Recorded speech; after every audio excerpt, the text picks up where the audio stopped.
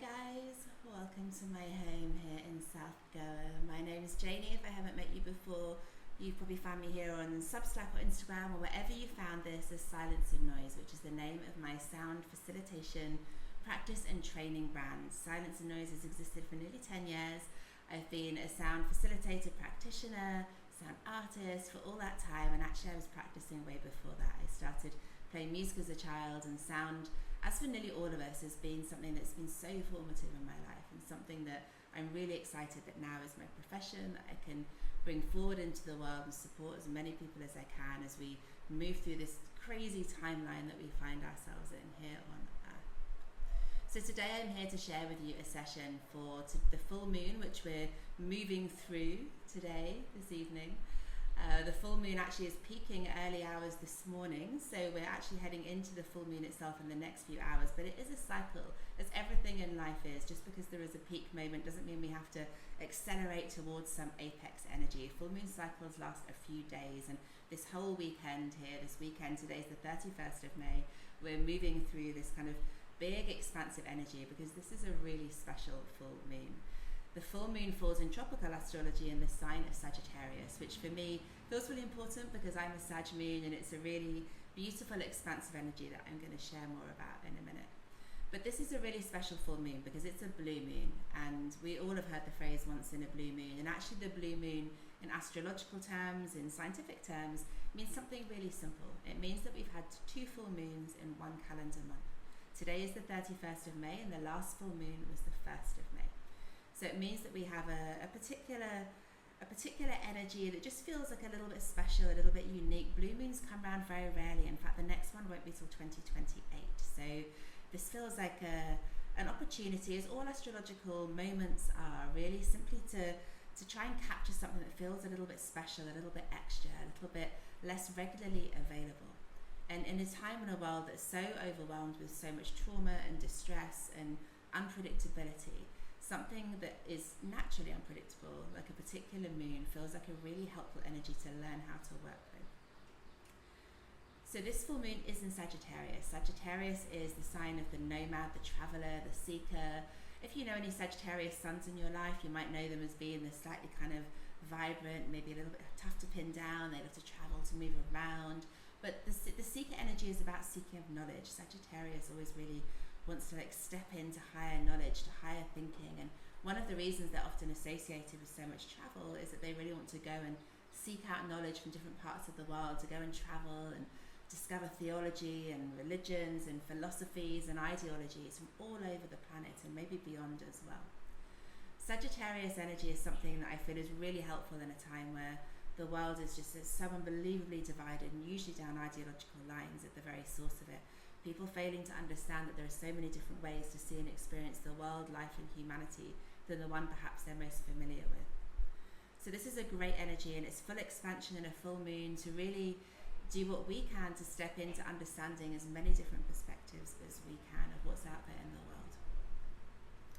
So a few disclaimers before I go any further. First of all, I'm at home in Goa. It's about 7:30 in the morning. I've tried to do this really early so there's not too much noise in the background, but there is a road out there. If you get the occasional motorbike or the bread guy comes by with his honky, you can just put that down to ambient noise, because that's what it is. It's almost impossible to create control around sound. And actually over years and years of my career, I've tried to create all these really silent spaces and perfect sound studios, but actually we don't really need them because all sounds are welcome, however disruptive they may seem. Also might be disruptive are my many animals. There are, at least in my eye line, 6 cats, including 2 very naughty kittens who may or may not make themselves known. So whether you're a cat person or not, please bear with me. Their dulcet tones and paddy little paws may just pass into this session, and if not, you can know their energy is also here. Let's move into a little bit of explanation of why we might want to work with the moon and with sound energies. Sound healing is an ancient tool. It's been used for thousands and thousands of years. It's one of the first medicines. We see it written about and expanded about in ancient civilizations, from the Egyptians to the Greeks to the Mayans to the ancient Chinese. Sound has existed in so many ways throughout human history, mostly as a way to connect to divination, to speak to the creator. And through kind of slightly later periods, it became used also as a medicine. The idea being that if people couldn't speak to Creator, if they were unable to connect with their own voice, if they were unable to hear the tune of their own experience, to understand their own harmony and melody, then they were in fact unwell, and disease was present. So sound was used in a very diagnostic way to identify where people were disharmonious, in dissonance, and needing support to feel more into themselves. And the same thing applies now. Sound is being talked about. If you're here, you may have read a lot that it's been used about and talked a lot about in terms of stress management, anxiety management, and these things are completely real and true. Sound is an incredibly scientific tool, as well as being a musician and also a yoga teacher, a Reiki master. I come at sound from this multifaceted, multi-prismatic approach where we have the science, the energy, the music, and the mind. And all of these pillars are equally as important. If you come and learn with me, you'll find that we study all of them with equal reverence and focus. But scientifically, sound actually does incredible things to us physiologically, anatomically, as well as neurologically. And for me, one of the most important things is the way it works with our neural pathways, the way sound is able to support us in terms of moving our body out of that fight or flight, adrenalized, cortisol-led stress mode, and into more cognitive balance. It allows us to recover our body from this kind of constant overactive fatigue so many of us suffer, simply because we're overloaded by screens, by presence, by having to show up in what feels like 10 full-time jobs, offline and online, in all facets of our life. We all know how hard it is even to fit in calls with family and friends sometimes. We're so overloaded. This cognitive load takes such a heavy weight on our body, on our physical body, but on our emotional body too. So sound is a really incredible tool for all sorts of reasons, at helping us to restore that natural balance and allow our body to be in its highest and best state, allowing us to function in our highest and best state. So I'm not going to over talk too much today. I want to just share with you a little bit about Sagittarius energies, about this full moon, and about how we find it as we land in this part of the year, as we arrive in the early summertime. Here in India, we're just about to come into the monsoon. It'll be due in about 10 days' time. In Northern Europe and elsewhere in the Northern Hemisphere, likewise, we're coming into summer, whatever that means geographically and topographically for where we live. But it's kind of the season of expansion and growth. I mean, already we've had the first rains here, and I can see my garden is just like the colours completely changed. Everything's bursting to life. I know back at home in the UK, there's been a heat wave this last week, and everything is just, the colours are really intense. Everything feels brighter and lighter. It's a time of year in the Northern Hemisphere of real expansion, and obviously conversely in the Southern Hemisphere, it's a time of hibernation, of going inwards towards winter and taking time to be a bit more in reflection and stillness. Astrology simply helps us understand these patterns and cycles, understand where we are, and locate ourselves according to the prevailing energy, rather than tangling ourselves up in just where we are. It helps us put ourselves in context of humanity and the natural world, and it's one of the reasons I find astrology so incredibly helpful and assistive in day-to-day living. It's not about, oh my god, I'm a Scorpio, which means I'm like this, or today is Mercury retrograde, so I shouldn't send any emails. It's simply not as basic as all of that. It's just about understanding the patterns and cycles of how we move through life, and life moves through and around us. So where we are right now is at the beginning of, well, we're actually quite a long way through. Gemini season is a sun season. Gemini is an energy that's all about the word, the voice, how we use our voice, how we speak our truth. And it can be really challenging. It's one of the more challenging signs. It's a dual, a binary sign. People often know Gemini as the twins, or as the two individual pillars. It looks like a Roman numeral 2 symbolically. And it's a sign that's all about, in its higher octaves, being incredibly clear with the mind, incredibly able to discern, to use mental acumen, to work with our natural intelligence, and be able to draw information from many different sources. You know, Gemini is ruled by Mercury, the giver of information, the bringer of news.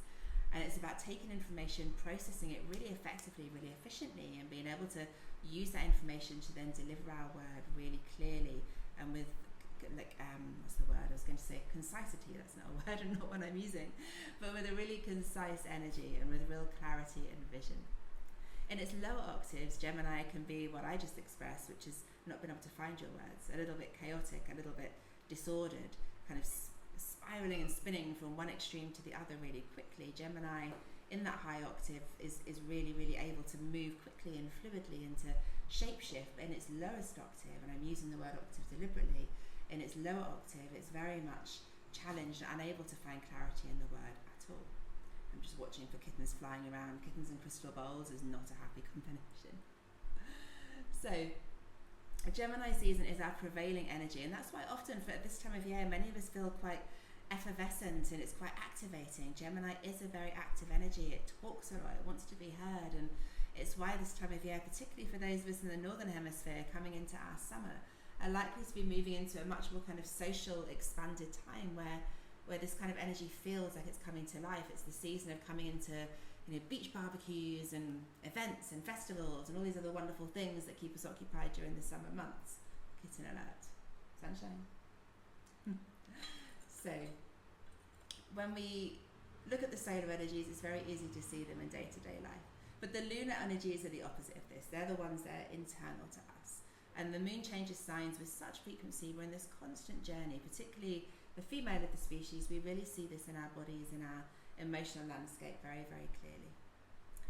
So Sagittarius energy is where we are in today's moon, and Sag is the polar opposite to Gemini. That's what happens when we get a full moon. The sun and the moon are on opposite sides of the sky.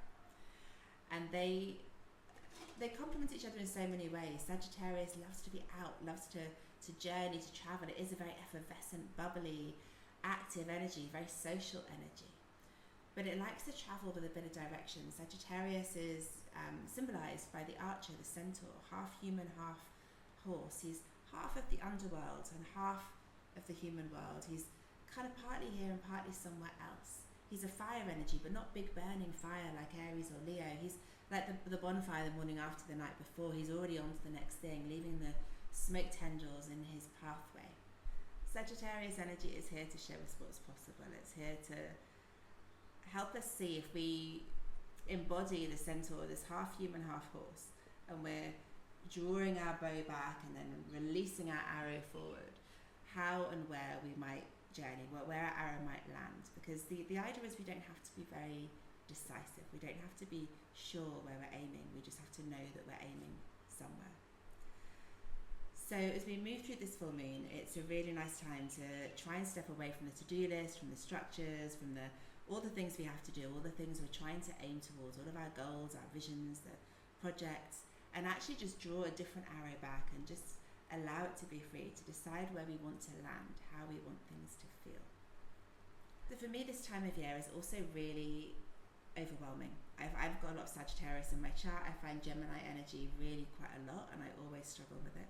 Struggle with the season a lot, and it's really noticeable to me that it feels like I want to go inwards when everything else is going outwards. And you may find that over this full moon, because we're in this polarity with the sun in Gemini and the moon in Sagittarius, and the two pulling in quite socially opposite directions. Sagittarius wants to travel and kind of grab his trusty steed and gallop off into the distance on his own journey, whereas Gemini wants to be life and soul in the center of the party. So you may find that this kind of slight juxtaposition energy is something you experience this weekend. We're experiencing that anyway a lot in the world right now, I find, because we are, as a people, as a species, just in a time of transition. Life is moving so fast. I read a really interesting study earlier this week, cows in India, a really interesting study earlier this week that talks about the fact that since 2020, the level of anxiety and the level of burnout in human beings I can't remember the stat, but it's like the graph is like a spike. You know, even at 2020, at the beginning of the pandemic, when people were really stressed and deep in the unknown and there was a lot of fear, you know, we were operating at a place where we could still kind of function. Whereas now, even only 6 years later, the majority of humans are now in this highly activated, overwhelmed state where we're completely locked. Our nervous system is permanently locked in this aggressively cortisol-led fight or flight state. And this in part, I think, is due to just the way we live our lives now. Technology has never advanced so fast. I mean, I was born in 1980, and when I think, you know, it increasingly feels like the dark ages. Being born into an analog world, you know, before the internet and without mobile phones. And, you know, humans are now so overloaded with constant awareness. We're never free. We never get to be unreachable, almost never. We're completely overloaded with AI. We've got people telling us how to think. We've got computers telling us how to think. We're in this social media space of constant comparison and anxiety about performance, and are we showing up in the right way? Are we showing up enough? Should we be doing better? Just all feels really, really overwhelming. Apart from everything else, we also are doing a million things now. There's no such thing anymore, really. It's just one career you have when you leave school and continue with your whole life. Even the traditional careers in law and medicine, constant evolution, constant change. You have to keep up and get ahead, stay ahead, move forward, be faster, learn more, go back and expand more. There's this constant pressure to keep moving. And sound is such an interesting tool for me to all of this, because it's by nature about movement. Sound is quantum, it's all about, sound is energy, sound just is energetic movement in the body. All of us are sound, all of us are electrical beings, energetic beings. And sound is really just the particle and the wave locked in an eternal dance, moving their way through us. And as they meet all the different parts of us, the sounds will activate and move in different ways. They'll move really quickly through bones, for example, because our bone density physically is very tight together, so a molecular structure, sound can bounce through bones really quickly. So it's really good at diagnosing and noticing where there's dissonance, where there's disruption to those more solid parts of our body. Sound moves really differently through other things, and moves really differently through our emotional landscape, for example. So as we move through a sound journey, we might experience sudden urges to cry, we might feel that we're crying, or really overwhelmed. We might get a sudden kind of lurch, like a stomach cramp that then throws something up out of our body, and we release it as a gasp or a cry or a burp or a gulp or some kind of tantric expression of the sound moving through our body. So it's really interesting how humans have always known about sound, but we're only now beginning to use it in this more scientific way to help us actually work with the situation in which we find ourselves in this time and place.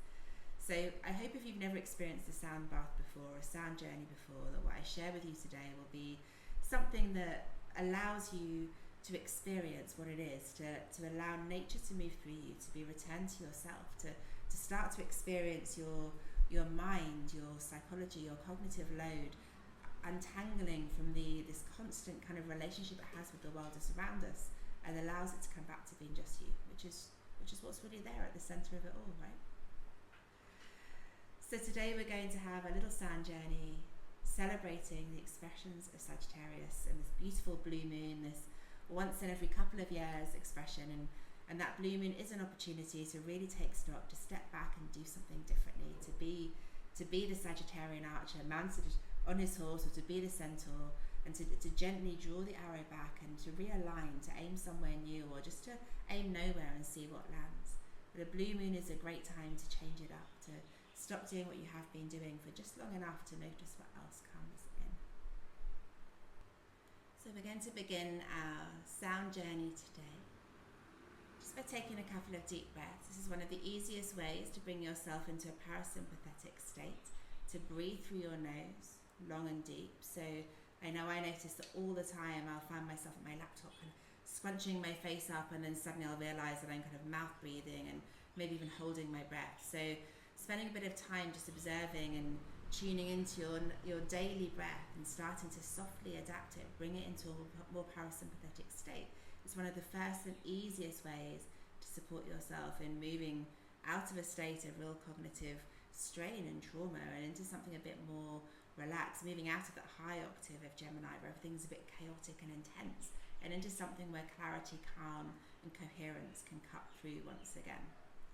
So just taking those couple of deep breaths in and out through your nose, allowing yourself to arrive in your space. And you can receive this sound in any way you like. You can be seated like I am in a cross-legged or any other kind of meditation seat. You can just be sat on your sofa. You can be lying down. It's really nice to lie on your bed, and don't worry if you fall asleep. Your body obviously needs it.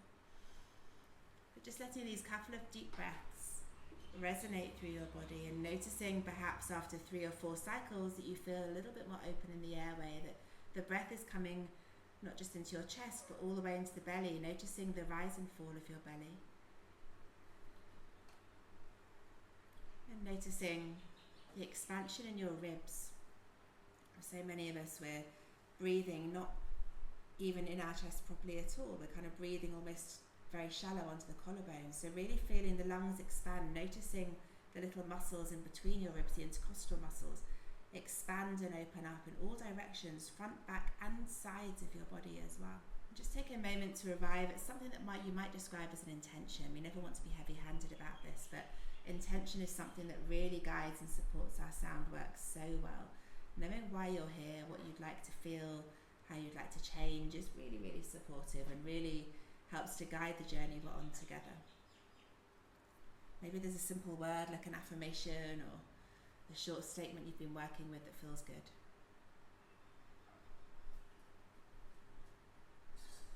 Remembering that the theme of this moon, at least, this blue moon, is going to be about clear communication. That this blue moon is falling at the end of a period of really extreme Uranian activity with lots of unexpected shocks and shifts. The way we communicate, the way we think is changing as a whole. Uranus and Gemini is a new big generational transit affecting us all. Arriving in stillness and allowing yourself to settle into the sounds. It's really great if you can use headphones or a good quality Bluetooth speaker, but try not to attach too much shoulda, woulda, coulda. Just be here now.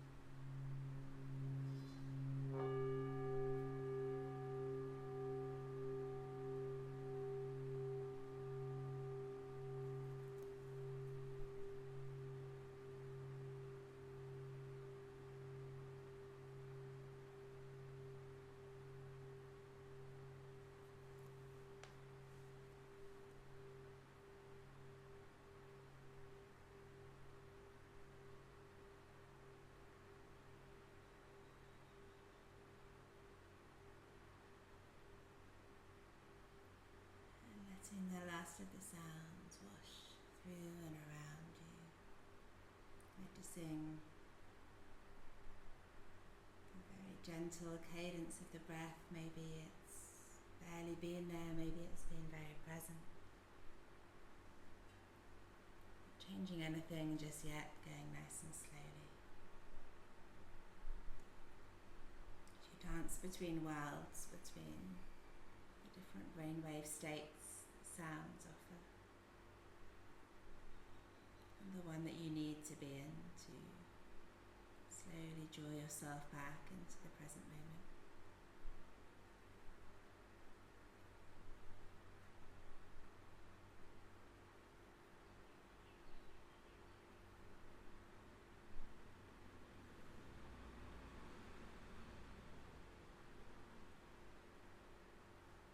I hope you've enjoyed your blue moon sound journey, and it's something you can return to whenever you feel a need for a little bit of recovery, restoration, reset at a cognitive cellular level.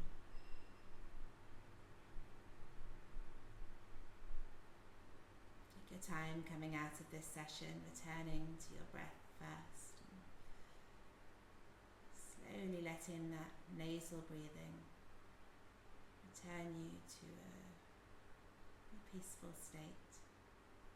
Just what arises in the moments, the days after a sound journey. Often it's the messages that pop through when you're least expecting are the ones you came to receive.